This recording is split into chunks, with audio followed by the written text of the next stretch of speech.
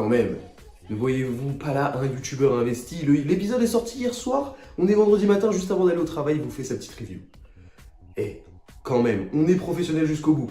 Bonjour à tous et à toutes, ici Sama. On se retrouve pour parler de l'épisode 9 de Dan Dadan qui était un bon épisode. Cette fois-ci, on n'a pas d'action, on se concentre un petit peu plus sur le school life, voilà, avec de l'humour bien absurde. D'ailleurs, c'est un peu là où on attend Dan Dadan, sur de l'humour bien absurde. Comment, dans cet épisode-là, ils vont réussir à me faire rire sur un truc qui est totalement what the fuck. C'est ça qu'on aime dans Dan Dadan et c'est ce qu'on a eu aujourd'hui. Alors, je m'excuse pour la voix, je viens de me lever, je suis un petit peu... voilà, en plus j'ai une sinusite, ça n'arrange pas les masses. Donc, j'ai trouvé que, à un moment dans cet épisode, il y a eu une petite vibe One Piece. Étrangement, lorsqu'ils étaient en train de manger leur petit repas tranquillou, ils se foutaient sur la gueule en mangeant des sushis, j'ai eu cette impression, et c'est très étrange, qu'il y a eu une petite vibe One Piece. En mode, quand il y a les petits repas dans One Piece, ils sont là, ils mangent tous ensemble, t'en as toujours pour se foutre sur la gueule, et t'en as toujours qui rigolent. Bon, pour le coup, personne rigolait vraiment, mais tout le monde se foutait sur la gueule, et je sais pas, ça m'a fait penser un petit peu à ça. Également, on voit Aira qui s'intègre très bien au trio. Elle apporte son petit dynamisme, son petit côté loufoque à elle aussi, et on voit que, mine de rien, au début avec Momo, elle s'entendait pas trop avec, mais que là, il y a une sorte de petit lien, de petite amitié qui commence à se créer. Quand tout le monde était là et disait que c'était de la faute de Momo, si Aira était dans cet état-là, qu'elle s'est retrouvée à moitié à poil dans l'école, elle était là au début, elle a hésité parce qu'elle savait que sa réputation était en jeu, mais elle a d'un coup, carte sur table, elle a réfléchi que 5 secondes et elle a dit non, c'est ma faute, c'est moi qui ai propagé les rumeurs, ne vous en prenez pas à elle, à aucun moment elle n'est en tort.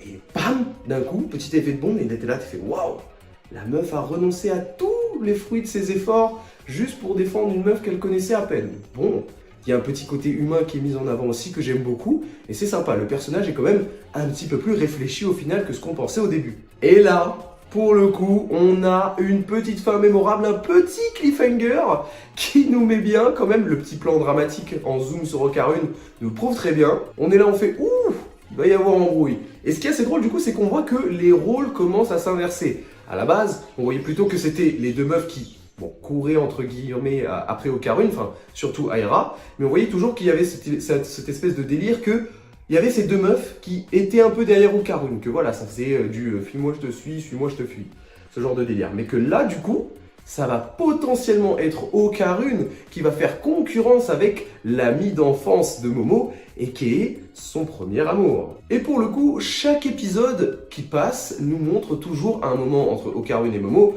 où la romance s'intensifie un petit peu plus à chaque fois. À chaque épisode, à chaque situation où il se passe ça, eh bien on voit qu'ils se regardent un petit peu plus dans le blanc des yeux. Et on sent qu'on se rapproche petit à petit de quelque chose, mais que du coup, là, vu que ce mec vient de débarquer, ça chamboule un petit peu tout. Donc, comment ça va se passer? J'ai très hâte de le savoir. Bon, et comment ne pas mentionner le retour de la crevette boxeuse? J'ai honte parce qu'à aucun moment j'avais capté que c'était une crevette, je suis un petit peu con, je suis désolé. Et bon, quand on le voit, alors soit il y a la censure chinoise qui est appliquée, soit effectivement il s'est pris une Aladdin faciale, pour ceux qui ont la ref. Et c'est alors que ce mec se met à nous raconter son histoire.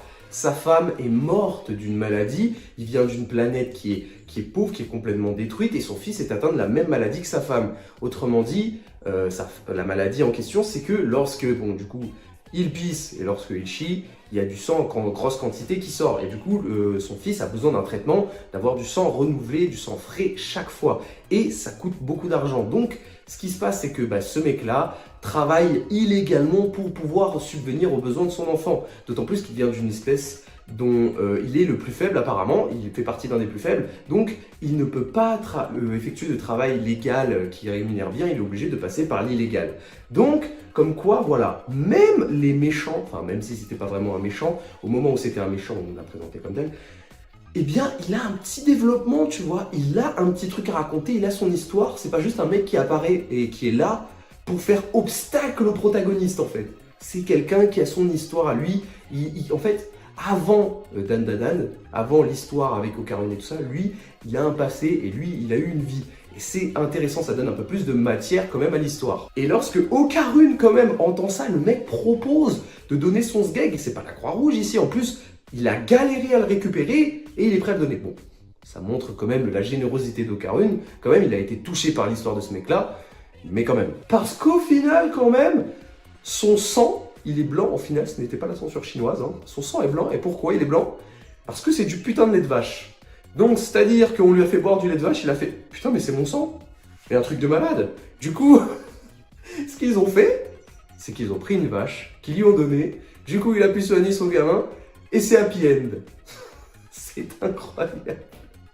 Comme quoi, il suffit juste d'une vache pour régler les problèmes. Bon, et pour finir sur cet épisode, la petite scène de fin où Momo est obligé de faire une espèce d'imitation chelou, à crier des trucs « je suis une valve de fusée » juste parce qu'elle a essayé de faire raquer sa vieille. Franchement, c'était très drôle. Moi, je m'y attendais pas et c'était excellent. Surtout qu'elle est là, elle va ouvrir la porte et en face, il y a son premier amour. Comment faire de belles retrouvailles, justement. Puis ensuite, quand il se présente, quand Seiko le présente à Okarune, ouf, on est là, on sait qu'il va se passer des choses au prochain épisode. Voilà tout. Sur ce, c'était un bon épisode. Sur ce, merci d'avoir regardé.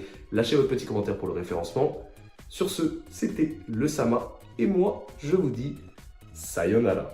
Everything I love when I lost you made me feel that I would never recover.